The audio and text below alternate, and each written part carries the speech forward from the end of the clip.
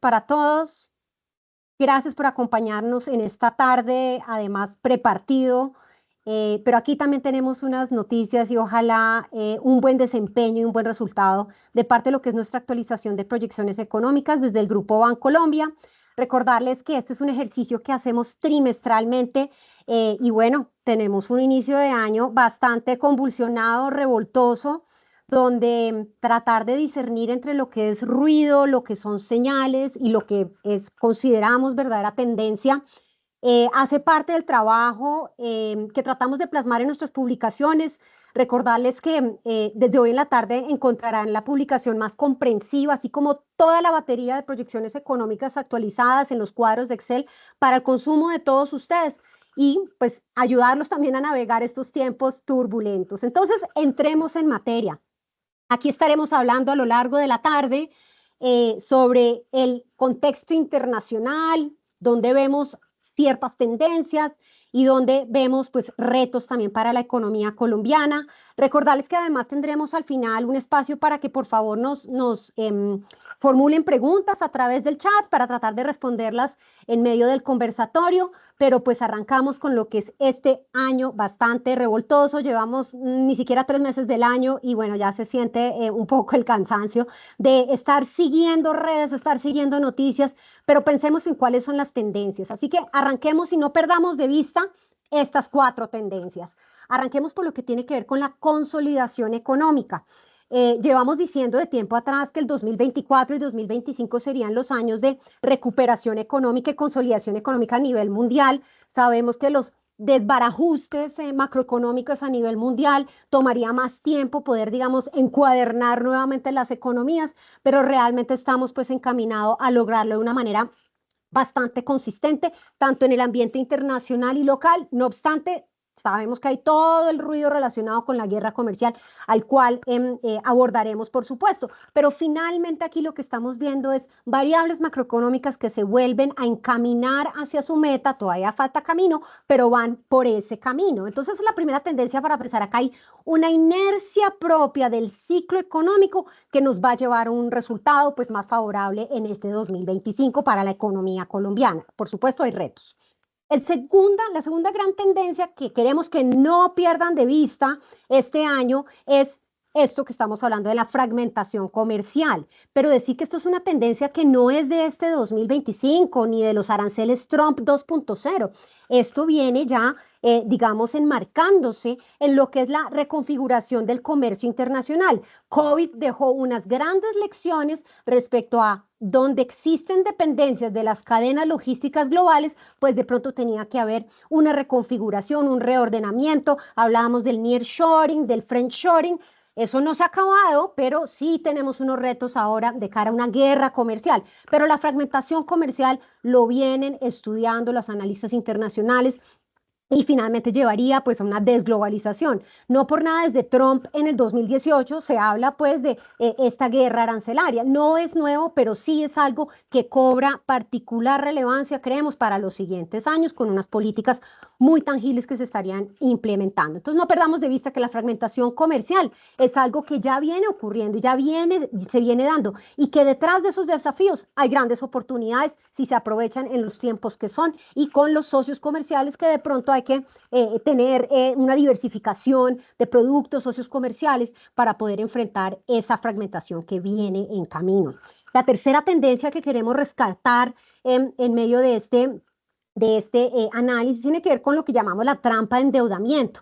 Esto es lo que los diferentes países en el mundo se ven abocados a enfrentar cuando, por ejemplo, en la época de COVID, con grandes estímulos fiscales, pues los gobiernos trataron, digamos, de soportar a las diferentes poblaciones y dejó de alguna manera un mayor endeudamiento. Es difícil salirse de esa trampa de endeudamiento. Imagínense ustedes en sus hogares el estar constantemente pasando una tarjeta de crédito para pagar otra, se vuelve digamos, un ciclo, digamos, digamos, vicioso. La diferencia es que, a diferencia de los hogares, los gobiernos o algunos gobiernos, especialmente como los de países desarrollados como Estados Unidos, pues tienen de alguna manera una posibilidad casi infinita de estar haciendo un rollover de esa deuda, por ende la trampa del endeudamiento. Y ni que hablar de América Latina, donde gobiernos de izquierda, gobiernos asistencialistas, pues naturalmente aportan, digamos, a la sustención social, digamos, de la población, pero a costa, pues, de un mayor nivel de endeudamiento que sabemos es bastante relevante para una economía como la nuestra. La última gran tendencia que queremos que ustedes no pierdan de vista a lo largo de lo que estaremos hablando en esta tarde, pues tiene que ver con lo que será la desincronización monetaria. ¿Qué es esto? Pues recordemos que en años anteriores, productos de una inflación elevada que ocurrió a nivel mundial, los países y bancos centrales del mundo tomaron unas medidas bastante sincronizadas, primero de aumentos de tasas de interés a lo largo pues, de los últimos años, más recientemente empezando a reducir tasas, pero sabemos que en el 2025 y ya desde el 2024 la situación cambia un poco. Aquí vamos a tener una diferenciación entre países que tienen un mejor comportamiento en lo fiscal, un mejor comportamiento en la inflación y pues tenemos países como Brasil que viene aumentando tasas de interés, Colombia que las mantuvo quietas en su última reunión y la Reserva Federal que, como lo veremos más adelante, creemos tiene espacio todavía para reducir tasas, pero el mercado de alguna manera anda algo confundido al respecto. Entonces, no perdamos de vista en medio de tanto ruido, tanta volatilidad, lo que sí son señales y tendencias que hay que, digamos, anclar en la coyuntura diaria. Muy bien. Entonces, pues en el día de hoy les vamos a presentar lo que es nuestra actualización de proyecciones económicas y para quienes están ansiosos con el partido y necesitan desconectarse pronto, aquí les tenemos el mensaje principal. Desde el Grupo Bancolombia hemos actualizado nuestras proyecciones, pero en crecimiento creemos que todavía hay buenas razones para creer que en este 2025 la economía crecería al 2.6%. Mantuvimos nuestra proyección. Claro, hay retos, los veremos, aranceles, cómo nos impacta la situación de orden público, la situación fiscal, pero creemos que hay buenas razones para pensar que el crecimiento de 2.6% este año y 3 el siguiente, pues recoge de alguna manera esa inercia que menciona en la reactivación económica. Vamos a ver que hay mejores señales de cara a la recuperación en la inversión, la demanda interna, el consumo de hogares, el consumo de bienes durables que estuvo tan postrado en años anteriores, pues se empieza a reactivar y aunque puede ser todavía solo señales, sí creemos que hay una tendencia que el crecimiento esté encaminado nuevamente hacia algo cercano al crecimiento potencial de la economía colombiana, que podría uno argumentar es algo ligeramente por debajo de 3%. Entonces, mantenemos nuestra proyección en crecimiento, pero la estamos aumentando en materia de inflación. Y sí, algunos de ustedes lo han sentido en la factura del gas, la factura de la energía, algunos de los productos como el arroz, producto, digamos, del paro más reciente, pues estamos viendo que la presión inflacionaria prevalece.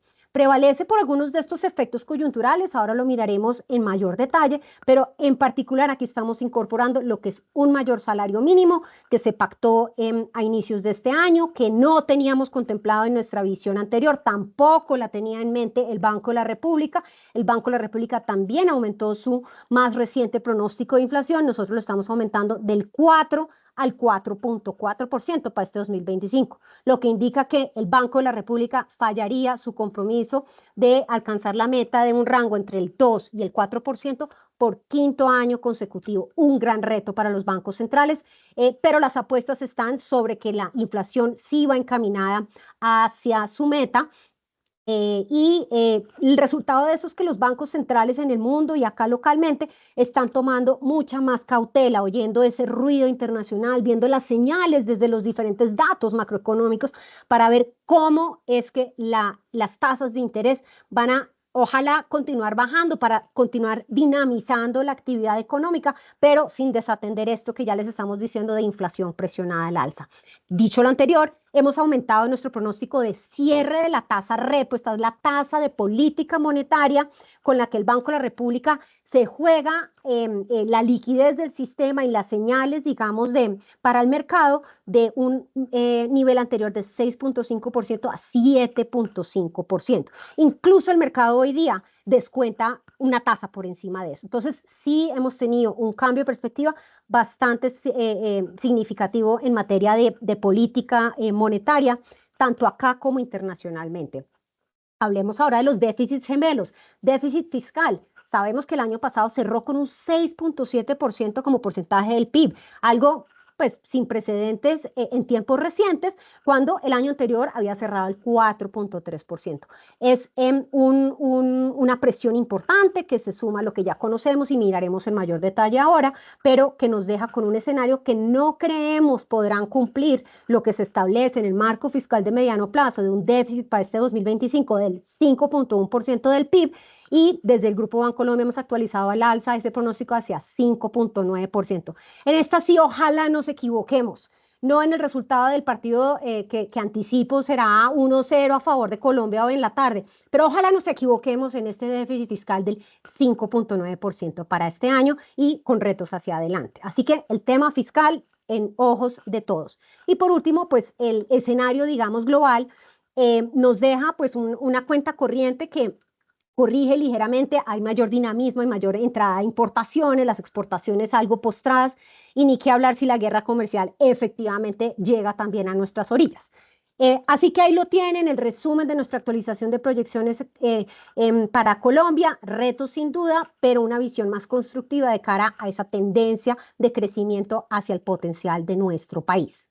Entraremos en mayor detalle ahora sobre lo que son ruido, señal, tendencia en el contexto internacional, local y algo de mercados. Arranquemos por lo que ha sido este inicio de año en materia de anuncios de aranceles y recordarles que desde nuestro equipo hemos escrito al respecto, los invitamos a consultar esos diferentes informes, a suscribirse o resuscribirse si no lo han hecho para iniciar este año pues muy conectados con los mensajes que les queremos transmitir acá. Pero así al rompe. Son anuncios arancelarios, ruido, señal, tendencia. ¿Ustedes qué creen? Pues lo cierto es que hay mucho ruido. Muchos de estos anuncios que viene, digamos, proclamando desde el gobierno de Trump, desde campaña, realmente podrían decir que pocos de esos anuncios realmente se han materializado en órdenes ejecutivas. Eso no significa que no vayan a venir políticas proteccionistas de esta índole, ni que no tenga efectos sobre otras variables macroeconómicas, pero por ahora consideramos que es más ruido que el que realmente tiene detrás. Pero hay que saber leer en qué momento ese ruido se convierte en perspectivas. Lo que me lleva al segundo punto. Aquí sí estamos viendo una señal de cara a menor crecimiento esperado para la economía estadounidense. Entonces, pero ¿cómo así? Me están diciendo que allá es ruido, que realmente todavía no ha pasado mayor cosa en materia arancelaria, pero por el otro lado me están diciendo que la economía estadounidense va a crecer menos por cuenta de la proactividad del presidente Trump en Twitter o X, o ya no me acuerdo cómo se llama el otro. Pues lo cierto es que los solos anuncios de aranceles están generando grandes preocupaciones, alta volatilidad en los mercados internacionales, incertidumbre, y está generando una postración de las decisiones de inversión de muchas de las compañías internacionales. Están mirando a ver hacia dónde redireccionan su flujo de exportaciones, importaciones, a qué nuevos proveedores encuentran en otros socios, y recordemos que esta guerra comercial tiene mucho de toma y dame, ¿no? Te doy un anuncio arancelario, a ver qué poder de negociación tenemos, qué retaliación viene y yo con quién me voy a jugar este juego de la guerra comercial. Entonces, lo cierto es, sí está transmitiendo unas señales muy claras de menor optimismo de cara a la recuperación en Estados Unidos. Tenemos, lo veremos en la siguiente, algunos, digamos, de cifras respecto a esto. Y por último, la tendencia en términos internacionales, lo que ya hemos mencionado sobre la política monetaria, que tendrá que ser mucho más cautelosa, una Reserva Federal que se tiene que mantener muy a tono con lo que está pasando con la inflación hoy, pero anticipando cómo políticas proteccionistas de reducción de impuestos impacta la inflación hacia adelante. en materia de crecimiento y tienen las últimas predicciones de parte del Fondo Monetario Internacional, que además aseguro estarán revisando posiblemente a la baja, dado este contexto a niveles de abril, pero vemos que pues la zona euro crecería tan solo al 1% este año, Estados Unidos en este caso 2,7%, pero ahora miraremos que ya hay otros analistas internacionales degradando ese pronóstico, y bueno, tenemos también México, también directamente impactado por lo que ocurre en medio de esta guerra comercial. Pasemos a la siguiente para ver un poquito lo que estamos hablando. No voy a entrar en detalle, pero simplemente para provocarlos respecto al tipo de cosas que estamos publicando en nuestros informes, pero esto es solo un pequeño listado del tipo de aranceles que vienen direccionados a países, México, Canadá, China y otros países que tienen un déficit comercial con Estados Unidos importante. La Unión Europea no se va a salvar de algún tipo, digamos, de imposición de esta índole y de un poder de negociación y un constante ir y venir en diferentes frentes políticos, bélicos, y todo, digamos, muy relacionado también a lo económico. Tenemos también aranceles por productos. Los de aluminio y acero ya entraron en vigencia, ya se habían impuesto en el 2018. Ahorita los están elevando nuevamente con grandes repercusiones para diferentes mercados, exportadores, importadores, pero también es un insumo fundamental para distintas industrias. Entonces, ahí ya tienen algo muy tangible que sí está en una acción, y que impactará o ya está impactando esa visión de crecimiento. Tenemos también anuncios en materia de aranceles recíprocos que, de acuerdo a los primeros pronunciamientos, entrarían en vigencia el 2 de abril y se estarían de alguna manera comenzando a negociar a lo largo de 6 meses. Si quieren, en la próxima diapositiva vemos un poquito de qué se tratan estos aranceles recíprocos. Y esto es como cuando a uno le dicen que puño por puño no se deben solucionar las cosas, pues así se juega hoy día el partido comercial internacional. Y en este gráfico lo que vemos es que los aranceles que le aplican a Estados Unidos, es decir, Colombia, y en el amarillo más o menos le aplica un arancel por debajo del 1% a Estados Unidos. Esto es un promedio ponderado de muchos productos, información del Banco Mundial, mientras que Estados Unidos, más o menos, pues Colombia le aplica a Estados Unidos en contrapartida un arancel casi del 7%. Entonces, con toda razón, Estados Unidos dice, yo estoy en una posición totalmente desfavorecida. Solo los países en el triángulo inferior de esa línea de reciprocidad son países que de alguna manera están fuera del radar de Estados Unidos para este tema de aranceles recíprocos. Todos los demás que estamos encima, con el ojo puesto sobre cómo nos puede impactar. Aquí el mensaje de Trump es tratar de robustecer la producción nacional, su industria automotriz, tecnología y otros, de tal manera que en vez de estar importando de otros países como China, estén produciendo ellos mismos para su consumo nacional. La respuesta, y lo miramos en detalle en nuestros informes, es que lo cierto es que al final las economías pierden cuando se imponen este tipo de aranceles. Además, esto tomará tiempo, pues porque es una negociación uno a uno, pero no se extrañen si en Colombia, en una renegociación del TLC, comiencen a florecer algunos, digamos, de los debates también en torno a aranceles recíprocos. Así que esto está puesto sobre la mesa, anuncios, pero posiblemente se vayan encaminando a acciones y negociaciones puntuales con diferentes países. Miremos entonces ya el siguiente tema y tiene que ver un poco con la economía estadounidense. Les estaba anticipando cómo estos anuncios, si bien muchos de ellos están o en pausa o les han dado largas o se han ido aguando en las conversaciones y las negociaciones, como con Canadá y México, lo cierto es en el gráfico a la derecha ven cómo ya analistas internacionales y la misma Reserva Federal empiezan a impactar su pronóstico de crecimiento para la economía estadounidense. La Reserva Federal recientemente, el día de ayer, si mal no estoy, el Jerome Powell nos comunica que realmente están esperando un crecimiento para este año del 1,7%, debajo del 2,1% anterior. Y ahí tienen otros analistas que han hecho lo propio. Estos son mensajes contundentes de cara a lo que en un inicio se creía y era optimismo por cuenta de la llegada de Trump, que trae una agenda pues bastante fructífera para, digamos, el ambiente empresarial estadounidense, de desregulación bancaria, apoyo a la industria tecnológica, a la industria automotriz, reducción de los impuestos corporativos. Mucho de eso está apenas en anuncios. y los aranceles ya se están implementando. Entonces, le está restando lo que había sido un rally bastante interesante en el S&P 500, donde ya prácticamente se borró todo lo ganado en lo que se llamaba el Trump Trade, esa apuesta a que las compañías iban a tener mayores ganancias y un ambiente empresarial favorable, se ha borrado rápidamente con toda esta incertidumbre y volatilidad. Incluso el mismo Trump ha dicho, esto le va a costar a la economía, va a ser algo doloroso, pero considera él es algo necesario. Resultado, una visión también, como lo ven en el gráfico de la izquierda, de crecimiento moderado por debajo del 2% para la principal economía del mundo. Esto es un impacto importante para no solo quienes tienen una relación comercial directa, sino también para países como los nuestros, América Latina, Centroamérica y otros que dependen de Estados Unidos para diferentes frentes, incluido, por ejemplo, las remesas. Entonces, ojo con lo que está pasando de anuncios a señales.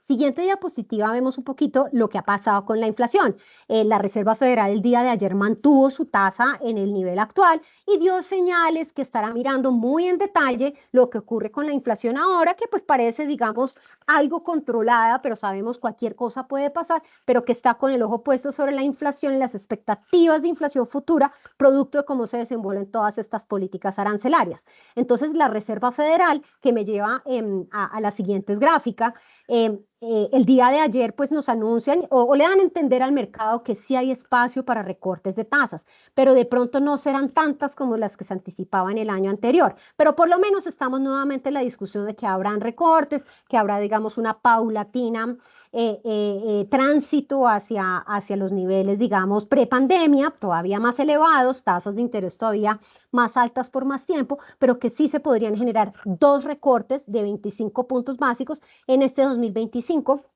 en algún lado cerca a julio, junio, y donde de pronto tengamos más claridad respecto a todo el escenario que les estoy planteando.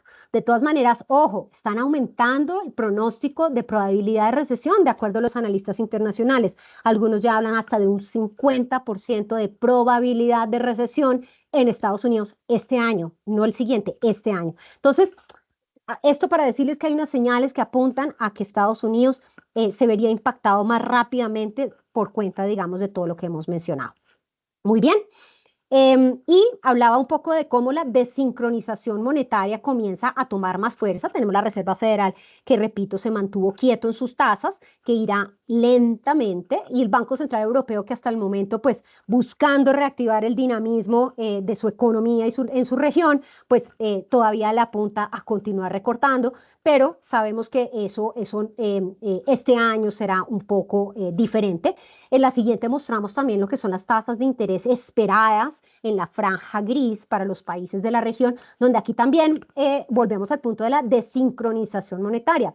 La línea, miren como todos los países de esta muestra veníamos a la baja en el 2024, 2023 y Brasil cambia de curso, gira para arriba y su meta es controlar la inflación, que luego de haberse encaminado hacia los niveles de rango de tolerancia, vuelve y se le dispara. Entonces, ahí tenemos a Brasil que va adelante en esta carrera de postura monetaria, del ciclo monetario, y que nos da unas señales de, ojo, más adelante hay presiones en inflación y de pronto, si uno va muy rápido en los descensos, pues le toca volver a echar para atrás y de pronto aumentar tasas.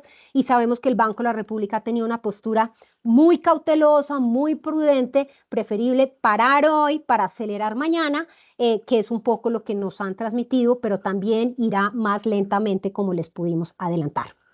Muy bien, pasemos entonces a nuestra segunda como gran sección de esta. En conclusión, ahí vieron ruido de los aranceles, señales de desaceleración y impacto para la economía estadounidense y una tendencia de tasas de interés más altas por más tiempo. Muy bien, entremos ya un poco más en lo local, en los mercados y aquí denotar lo que tal vez es algo de ruido, pero la volatilidad de la tasa de cambio un poco a la par de lo que hemos visto afuera, pero no solo la volatilidad que están teniendo las otras monedas en este contexto revoltoso, sino también producto que a veces uno no sabe si la tasa de cambio está leyendo las malas noticias en otros frentes, como el fiscal, como el de la degradación del outlook por parte de algunas de las calificadoras. Y ahora miraremos por qué de alguna manera la tasa de cambio pueda estar como teniendo un comportamiento un poco como de resistencia. Por supuesto, ya tenemos unos 2 o 3 días de mayor aceleración en la depreciación, pero creemos que aquí hay todavía algo de ruido. Lo ven en el gráfico de la izquierda, la volatilidad en la línea amarilla, la diferencia entre la tasa más alta y baja, el máximo y mínimo cotizado intradía para la tasa de cambio, también muy a tono, tipo electrocardiograma, con el VIX, que es ese indicador de volatilidad internacional.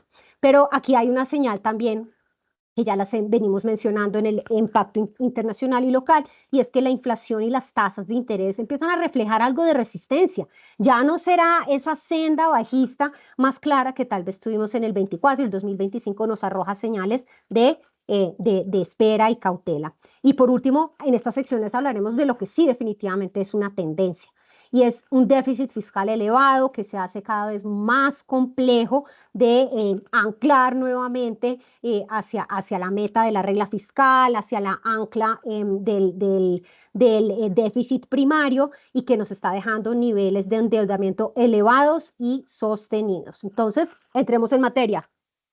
Hablemos entonces un poco de lo que es la actualización de nuestra proyección para la tasa de cambio y un poco al margen del ruido que pueda tener en los últimos días.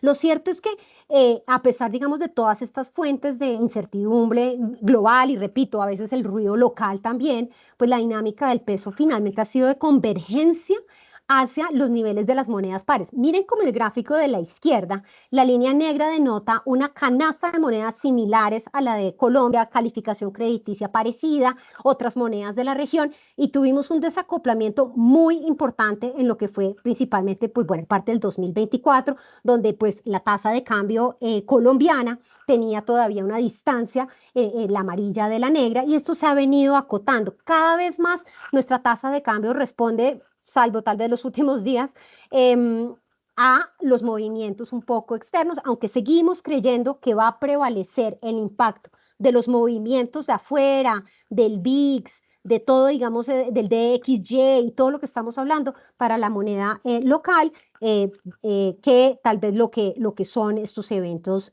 más idiosincráticos. Y en ese sentido, lo que hicimos en esta oportunidad en la línea amarilla del gráfico de la derecha, ven cómo ajustamos ligeramente a la baja nuestro pronóstico de tasa de cambio para lo largo del año, pero sí es importante anotar que las condiciones de perspectivas de tasas y todo lo que hemos venido mencionando a lo largo de la charla apuntan a que habrá un ligero aumento de la tasa de cambio hacia los niveles de 4.380 hacia el año 2026, 4.250 la cierre de alguna manera de los últimos meses. Por supuesto, detrás de esto hay mucha volatilidad y es muy complejo tratar de tener una visión afinada de la tasa de cambio, pero aquí desde los fundamentales creemos que ese es un poco como la tendencia del alza. Ahora, resaltar que es estabilidad dentro de toda la tasa de cambio, y eso es algo favorable en medio pues de tanta percepción de riesgo que se pueda estar exacerbando en otros frentes. Muy bien, pasemos entonces a lo que tiene que ver con es la tendencia, la señal que estamos viendo en materia de inflación. Sabemos pues que el salario mínimo impacta distintos rubros de la canasta básica y lo tiende a hacer en los primeros 3 meses del año. Así que recordemos que la inflación, no me acuerdo si es como el 70% o algo por el estilo, de la inflación se causa en los primeros meses del año, donde se ajusta el salario mínimo, las nóminas, los cánones, y todo eso, digamos, se va incorporando. De pronto a la vuelta de abril o mayo podamos saber de mejor manera en qué mundo estamos respecto a la inflación, pero sí estamos incorporando, como ya lo mencioné, una inflación más acelerada para este año de 4.4%. Y si uno discrimina por rubros, pues el gráfico de la izquierda muestra que ese beneficio que nos dejó la línea en naranja de alimentos cayendo en sus precios de manera casi sostenida durante buena parte del 2024, podemos empezar a pensar que esa tendencia no es de permanencia. Además, tenemos riesgos locales en materia de seguridad en algunos frentes, bloqueos deliberados al tránsito de bienes, así como paros propios, pues en el caso, por ejemplo, del gremio de los arroceros. Entonces, y le podríamos incluso sumar a esa perspectiva de precios de alimentos lo que serían las fuertes inundaciones o pluviosidad que comienza a azotar pues también al país. Entonces, pensar que la inflación, vamos a pasar el año en materia de inflación por cuenta de alimentos, no es una buena apuesta. Tampoco lo sería pensar que el salario mínimo no va a impactar a lo que han sido altos precios en materia de arriendos y otros, y también decir y aquí también los servicios públicos se han visto impactados y es algo para estar monitoreando. Sabemos que hoy, en estos días, pues la opción tarifaria, la idea, digamos, de retribuir o echar para atrás, digamos, esa política de tiempo atrás, se suspende por ahora y pues los precios elevados de energía en algunas zonas, pues no parecen encontrar una solución tan rápida. En adición a lo que han sido aumentos también en los precios del gas. Entonces, retador desde el punto de la inflación, pero no perder la calma porque la inflación sí está cayendo y eso es una buena noticia y lo sienten los colombianos que están demandando más vehículos, motos. Tenemos unas cifras impresionantes en los últimos meses del año pasado en durables. Se disparó nuevamente algo que había estado muy postrado desde años de la pandemia y es el consumo nuevamente de electrodomésticos durables, neveras, televisores. Así que son señales de una recuperación de la demanda, también creemos gracias a un buen desempeño del desempleo, de la inflación, del desempleo que también se soporta y también las remesas son una fuente importante para los hogares. Entonces, inflación por buen camino, pero no será este año donde veremos la inflación nuevamente hacia su meta. Siguiente tema. Política monetaria, ya lo mencioné, nos tocó aumentar nuestro pronóstico de la tasa de interés esperada para final de año, 7.5%. Esto significa que durante todas las sesiones de este año, donde se reúne la Junta del Banco de la República, habría algún recorte. Eso ya es una apuesta grande, digo yo, porque recordemos que en su última reunión decidieron mantener una pausa. Tenemos la entrada de una nueva junta directiva, dos miembros nuevos que entran a sesionar desde la reunión de final de este mes y adicionalmente pues un ministro de Hacienda entrante. Entonces, pues hay cambios también en torno a eso. No creemos que obstaculice de ninguna manera esta nueva conformación, la institucionalidad del Banco de la República, el compromiso por atajar la inflación hacia su meta, y eso se refleja precisamente en esta posición de mayor cautela incorporada en estas altas tasas todavía por más tiempo. Siguiente. Fiscal, la tendencia. La tendencia ya deja varios años de repetir la misma historia. 2023 fue un año donde se subejecutó lo suficiente y se tuvieron los impuestos, digamos, mayor recaudo por cuenta de la reforma tributaria del 2022. Pero el 2024 no fue esa historia y creemos que el 2025 va a ser muy parecido al 2024. Un presupuesto que nace desfinanciado, dificultades para encontrar esos nuevos recursos en actos legislativos y algo de, digamos, bajo maniobra para poder realmente seguir recortando gasto que realmente es inflexible, entiéndase, nóminas, pensiones, subsidios, gastos de funcionamiento que realmente no solo es de voluntad, sino de realmente poder desde la ley misma recortar de una manera rápida, pues hay grandes inflexibilidades. Entonces nos deja un escenario donde recordemos que el año pasado pues aumenta, si quieren ya pasamos a la siguiente, el déficit fiscal se amplía hasta el 6.7% y anticipamos este año puede estar del orden del 5.9%. Ahora bien, ese 5.9% es entendiendo lo que está plasmado en el plan financiero, es decir, los recortes que el ministro saliente había anunciado en ese plan, la intención de postergar la ejecución del presupuesto para poder, digamos, tratar de cumplir la regla fiscal.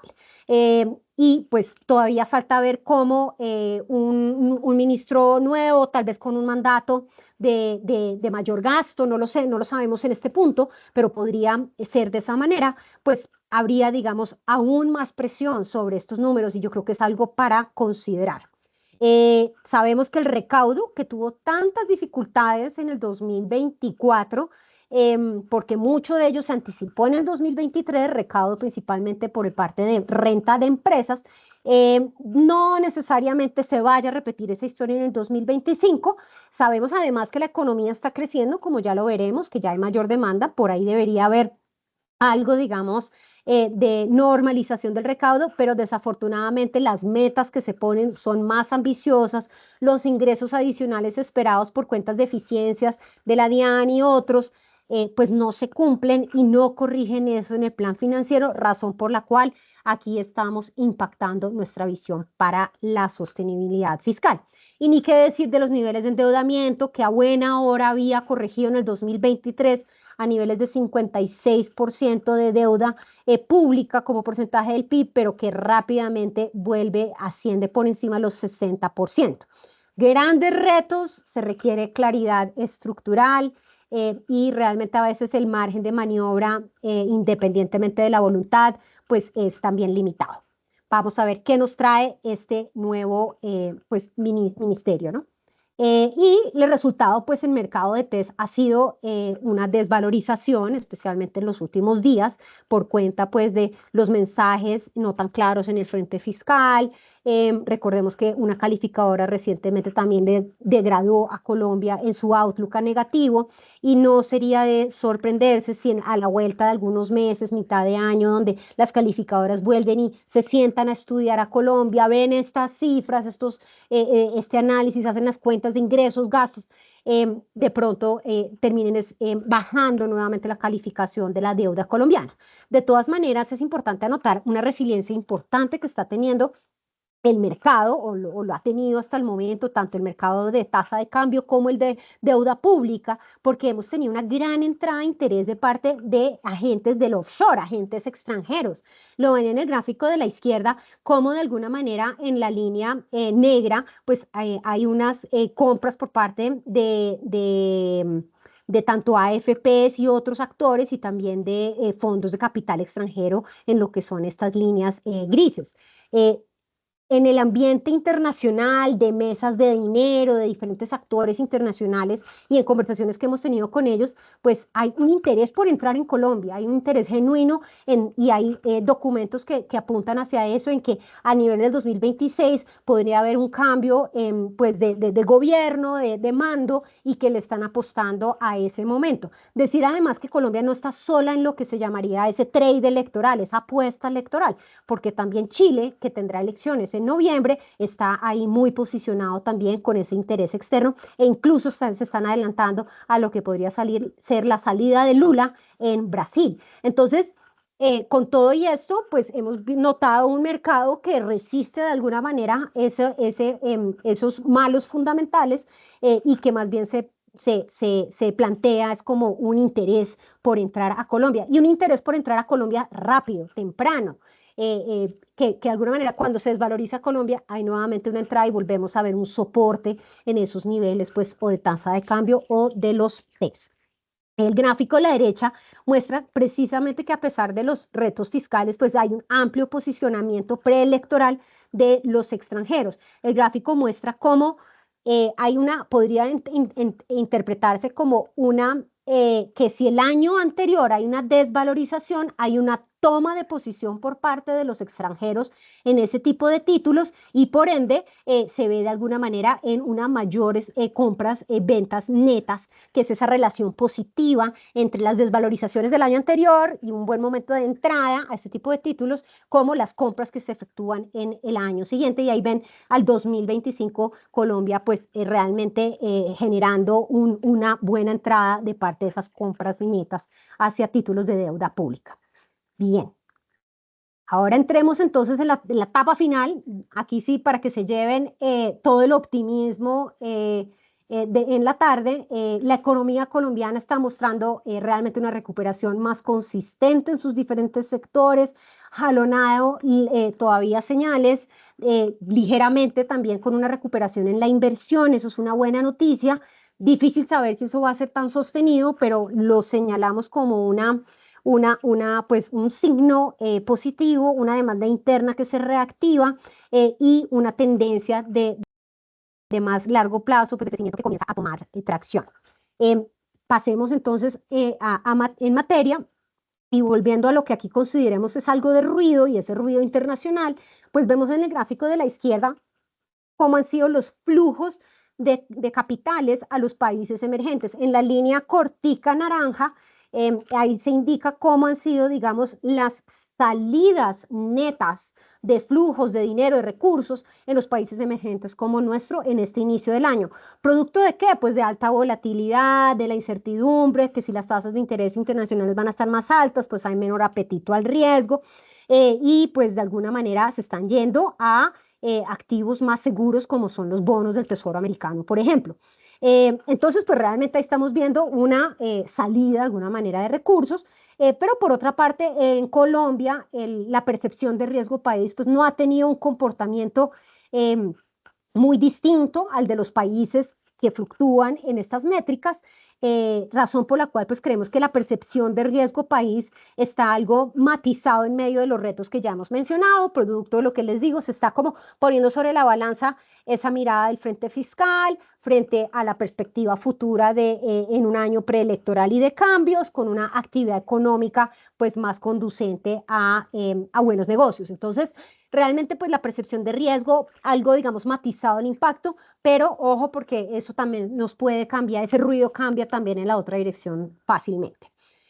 Pasando a la siguiente, hablaba un poco sobre la recuperación de la demanda interna y hay diferentes indicadores que nos están mostrando esto. Recordemos que además desde Bancolombia, nuestro Nowcast nos está arrojando que el primer trimestre de este año crecería algo en torno al 2,5% de crecimiento. Entonces, pues son señales que también lo respalda de alguna manera la lectura del ICE más reciente. Pero hay índices de confianza del consumidor, comercial, que si bien algunos todavía están en terreno negativo, algo castigados, pues comienzan a tener una senda un poquito más de corrección y el gráfico de la derecha me parece bastante conducente a pensar que acá hay algo interesante ocurriendo en las señales desde el comercio minorista. 10,2% de crecimiento real a niveles de enero y que empieza a jalonar o por lo menos a mantener estable los indicadores de producción manufacturera, un sector tan impactado el año pasado que si se llegase a recuperar más rápido de lo que creemos, puede llegar a ser incluso un jalonador del crecimiento para este año.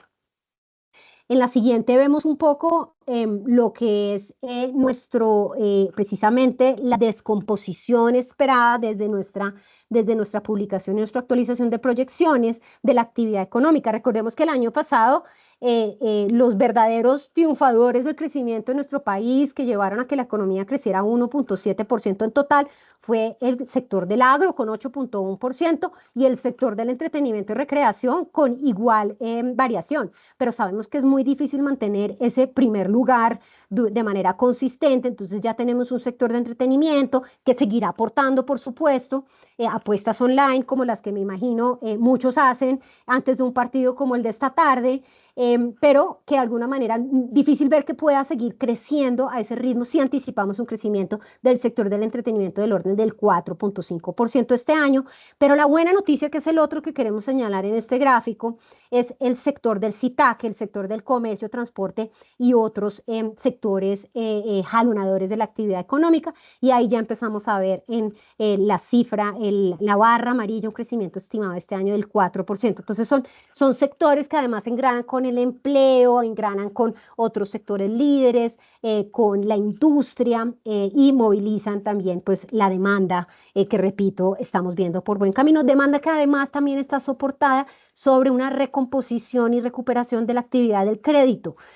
Tal vez el crédito pues estuvo muy postrado en años anteriores, todavía tiene camino por recorrer para volver a los niveles que realmente ayuden a reactivar la economía. Las tasas altas pues todavía no desincentivan un poquito ese financiamiento, pero sí creemos que el consumo y los desembolsos de consumo comiencen a reactivarse de mejor manera este año. La buena noticia es que la cartera comercial sí que ha tenido un buen desempeño con esos grandes corporativos de distintos sectores desde el año pasado. Entonces, un sector financiero que además acompaña el desempeño de muchos de estos sectores. Muy bien, pasando a la siguiente, otra más.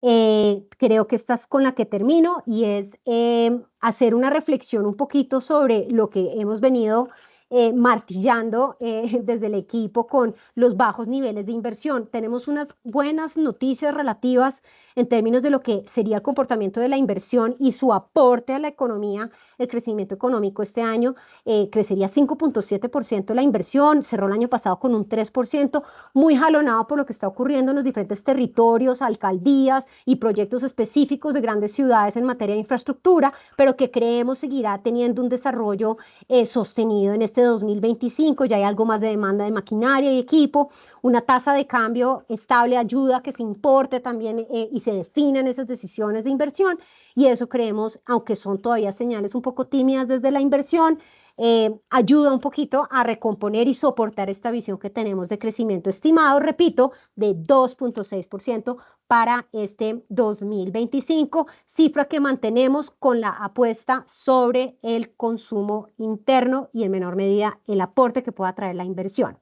Cerramos, creo que con este último apunte en materia de consolidación económica. No se pierdan entre el ruido, no se pierdan entre las señales, pensemos en cuáles son las tendencias. Esto requiere de alguna manera una visión desde las compañías, desde la academia, desde los técnicos, de prudencia, templanza y también un poco de paciencia y cautela respecto a cómo estamos viendo todo. Yo creo, equipo, que tenemos tiempo para unas preguntas. Ustedes me dicen qué tipo de preguntas nos están haciendo. Lau, pues te comento que a esta hora nos ven cerca de 600 personas. Yo creo que los mensajes quedaron muy, muy claros. Varias de ellas nos dejaron un par de preguntas relacionadas con, en medio de toda esta cantidad de riesgos, tanto internacionales como locales, en dónde se encuentran como las oportunidades para Colombia y el balance quizás de riesgos positivos que podrían sorprendernos durante este año. Ay, es una pregunta muy buena y muy difícil, porque creo que requiere un nivel de detalle, minucia y entendimiento de los diferentes sectores, que ahí es donde la invitación es a que los empresarios, clientes y profesionales encuentren entre este medio de ruido, señales, oportunidades. Pero nosotros hicimos un trabajo tratando de descomponer precisamente un poco a la luz de la dependencia que podría tener nuestra balanza comercial a Estados Unidos, tratar de ver en dónde es que tenemos esa mayor dependencia y dónde hay oportunidades. Por ejemplo, veíamos que nuestra canasta exportadora, claro, tiene como mercado principal Estados Unidos en lo que son flores, aguacate, aguacate Hass, petróleo, por supuesto, café, y para algunos de esos productos, pues Estados Unidos casi que nos demanda, especialmente a nosotros, por ejemplo, en café o por ejemplo en flores, previo a San Valentín. Entonces, sigue siendo un mercado muy importante, pero entonces de pronto hay que ir hacia otros productos donde uno pueda redireccionar o encaminar o ayudar a soportar demanda o restricciones comerciales que están dándose con otros mercados. Por ejemplo, pues es muy tangible los aranceles que le están imponiendo a México, y Colombia de alguna manera podría aportar un poco más en algunos de esos bienes agroindustriales, en soportar algo, digamos, de la manufactura o de los insumos de manufactura que venían soportando la actividad automotriz en México. Y eso es un poquito como la reconfiguración que hay que, pero mirar muy a detalle, país con país. Hay que repensar que de alguna manera necesitamos una infraestructura muy robusta, además, para poder tener múltiples y buenos socios comerciales a los que llegamos. No hay que decir nada respecto a la posición privilegiada que tiene Colombia, pero sí es un nivel de minucia que hay que entrar a estudiar, pero ahí están las oportunidades, sin duda. Así es, Lau, yo creo que lo que mencionas es súper importante. Materializar esa cantidad de oportunidades que tiene Colombia pasa también por reconocer algunos retos en términos logísticos, en términos de infraestructura, en los que el país pues tiene que seguir avanzando. Y eso lo conecto con otra pregunta que nos hacen, y es esa inversión privada, esa tasa de inversión privada que sigue siendo uno de los retos más importantes para Colombia en la época post pandemia. Quizás, ¿qué le hace falta para la última milla a Colombia para que los privados sientan la confianza de invertir a los mismos niveles que estaban invirtiendo antes del 2020? Pues esa es la misma que le está faltando a muchos de los empresarios hoy día en Estados Unidos u otros mercados, y es la certidumbre jurídica de yo con qué estoy contando. Yo soy una planta de Coca-Cola, pero y mis latas van a estar impactadas con aranceles. ¿Hacia dónde muevo el negocio? ¿Me paso a botellas? Esto es algo que genuinamente se está preguntando Coca-Cola hoy día. ¿O será que es que me voy a un mercado diferente? Esa es la misma pregunta que acá durante buena parte de los últimos años los inversionistas han tenido en la cabeza. Yo diría que hay varias cosas que sí están ayudando a un mejor posicionamiento para esa toma de decisiones en Colombia.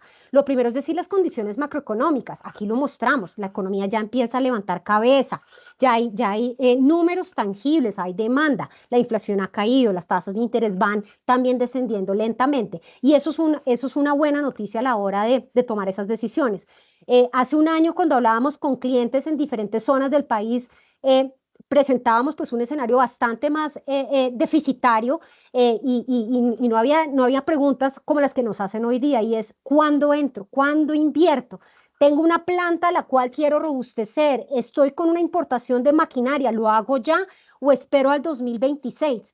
Entonces, pues también podría ser que algunas de las decisiones estén impactadas ante el escenario pues de falta de seguridad jurídica, que creemos de alguna manera, por lo menos las condiciones macroeconómicas ayudan a esa toma de decisiones. Y pues ya lo vieron ustedes, los extranjeros están interesados en venir. A veces localmente el ruido nos pesa más a nosotros que estamos acá localmente y allá logran de alguna manera mutarlo, poder, digamos, aislar ese ruido, ¿no?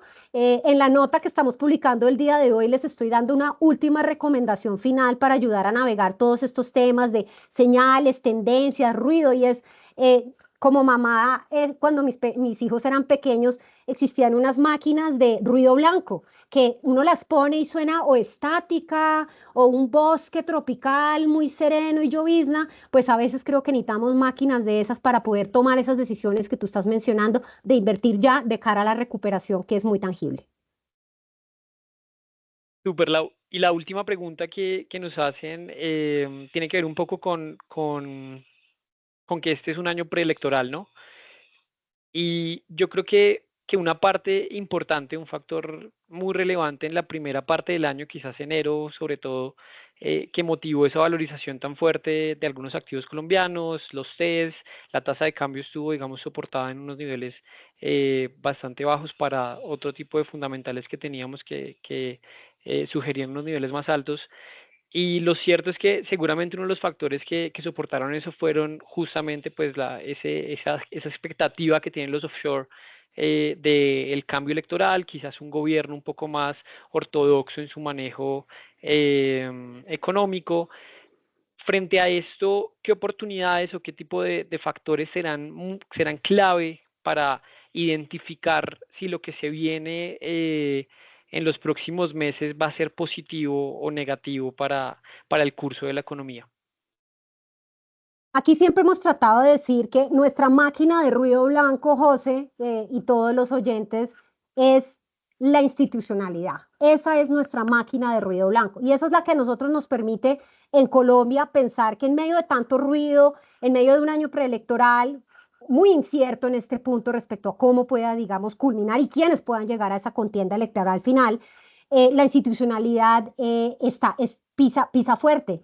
Pisa fuerte desde un Banco Central independiente, desde las altas cortes, desde una corte constitucional haciendo su tarea y desde el mismo legislativo que pues le pone freno a las cosas que considera no son o constitucionales o no obedecen, por ejemplo, a un marco fiscal congruente, como lo que recientemente ocurrió con la reforma laboral. Entonces, yo creo que la institucionalidad debería ser ese norte o ese ancla que nos debería ayudar a conducir y, digamos, navegar este año sin duda de volatilidad, ya lo vimos, por el contexto de afuera, pero también posiblemente por el contexto de un año preelectoral. Super Lau. Yo creo que con eso pues abarcamos las inquietudes más importantes que tenían nuestros espectadores.